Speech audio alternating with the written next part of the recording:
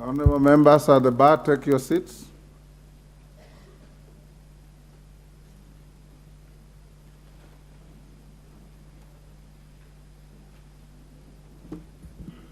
Honorable Mulyungi, take the nearest seat.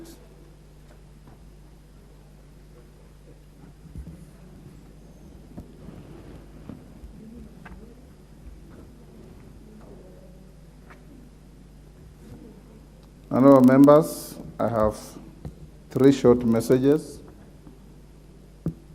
Honorable members, the first message is regarding certain proposals to amend the Constitution and the standing orders to actualize the aspiration of Kenyans. Honorable members, Standing Order 42.2 states, and I quote, "If a message is received from the President at a time when the House is not in session, the Speaker shall forthwith cause the message to be transmitted to every member and shall report the message to the House on the day of the House next sitting." In this regard, honorable members, I wish to report to the House that on 9th December 2022, I received a message from His Excellency the President regarding various proposals, including proposals to amend the Constitution and the standing orders through gender inclusion and affirmative action, establishment of the constituency development, Senate oversight and national government affirmative action funds, establishment of the office of the leader of the official opposition, and the strengthening of parliamentary oversight of the executive. In the message, honorable members, His Excellency the President notes the legislative endeavors to facilitate greater political participation by women, as well as the sustained increase in the number of elected women leaders in the current political formation. The situation, however, falls short of the minimum constitutional requirement and therefore necessitating deliberate action from all stakeholders. This would, for example, include amendment of the Constitution to provide for a formula to guide the computation of the gender ratio in the National Assembly based on the number of those elected from the constituencies in the case of the National Assembly and the counties. In the case of the Senate, in line with Articles 97(1)A and 98(1)A of the Constitution. Accordingly, honorable members, the message also conveys proposals to institutionalize the Constituency Development Fund, the Senate Oversight Fund, and the National Government Affirmative Action Fund, noting the great impact that such funds have had to the general good of the public. In order to ensure greater political inclusivity and promote effective checks and balances sound institutional practices, His Excellency the President has proposed the establishment of the Office of the Leader of Official Opposition, noting that this would inculcate bipartisan symmetry between the majority and minority sides extends to its full logical extent. Honorable members, the message from the President also conveys a proposal for increased parliamentary oversight of the executive through the facilitating avenues for accountability through parliamentary business. Specifically, it is proposed that the rules of the House be aligned to allow cabinet secretaries to respond to questions raised by members on the floor of the House. This would enhance transparency and close the information gap between citizens and the government, and thereby enhancing public trust. Honorable members, in line with the resolution of the House of Wednesday, 12th October 2022, relating the consideration of certain business received during the recess periods, I did transmit this message to all members via my notification number 004 of 9th December 2022. I also referred the message to respective committees as follows. Honorable members, take your seats. The nearest available seat.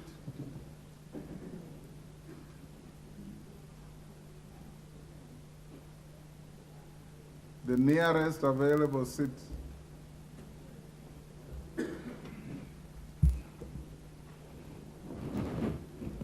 The respective committees as follows. 1, the Departmental Committee on Justice and Legal Affairs to consider the message from His Excellency the President with respect to the implementation of the 2/3 gender rule.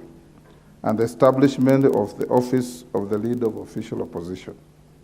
2, the Joint Parliamentary Ad Hoc Committee on proposals to amend the Constitution to entrench certain specialized funds to consider the message from His Excellency the President with respect to the establishment of the constituency development, Senate oversight, and national government affirmative action funds. 3, the Procedure and House Rules Committee to consider the message from His Excellency the President with respect to request to consider amending the standing orders to strengthen parliamentary oversight of the executive. The committees are required to consider the message from the President, undertake necessary public participation as required under Article 118 of the Constitution, and submit their respective reports to the House for consideration. Noting the weight nature of the proposal contained in the message from the President, I urge the respective committees to hasten the consideration of the specified matters and report back to the House as soon as is practicable. Additionally, and pursuant to Standing Order 114.7a, I shall facilitate general debate on the message from His Excellency the President on the matters relating to amendment of the Constitution as part of the collation of views on the proposed changes.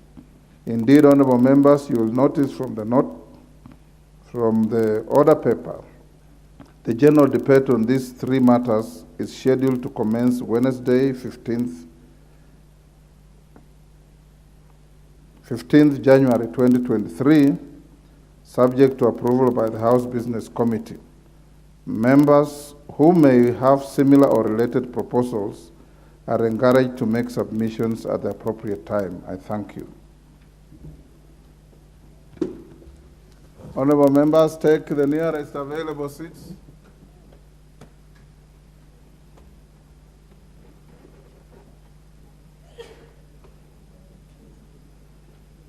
The nearest available seats.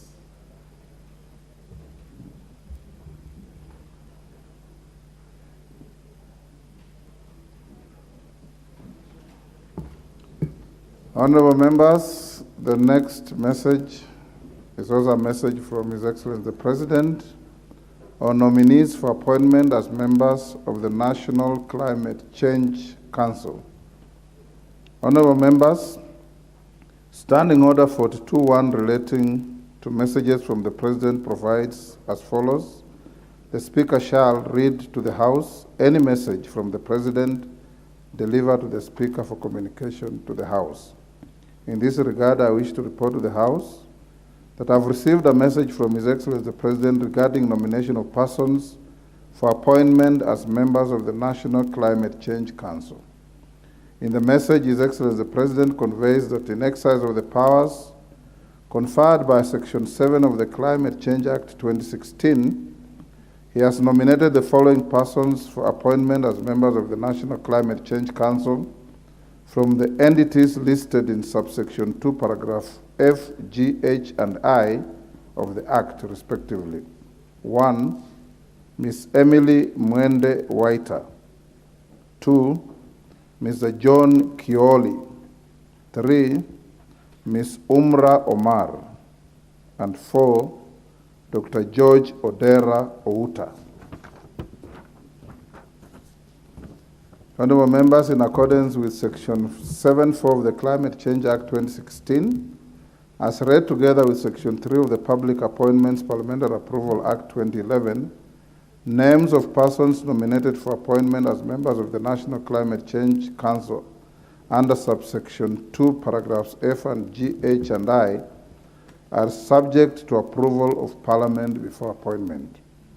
Honorable members, I hasten to clarify that whereas parliamentary approval of public appointments generally falls within the province of the National Assembly, the approval of appointment of members of the Climate Change Council is among the exceptions that the applicable law prescribes as bicameral approval.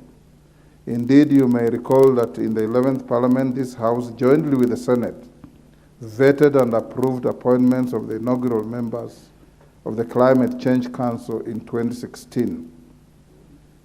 For clarity, honorable members, the vetting process shall proceed as follows. that the vetting of the nominees proposed for appointment as members of the National Climate Change Council shall be conducted by the Departmental Committee on Environment, Forestry and Mining of the National Assembly, jointly sitting with the relevant committee of the Senate. 2, the quorum of the joint sittings of the committees will be the respective quorums of each of the committees as stipulated in the standing orders of the respective houses. 3, that as contemplated under Rule 9(6) of the joint rules, unless a decision is reached by consensus, any vote to be taken in the joint sittings of the committees shall be by the separate houses. This will ensure that the numerical difference of the individual members representing the houses in the joint sittings has no effect on the decisions of the joint sittings of the committee.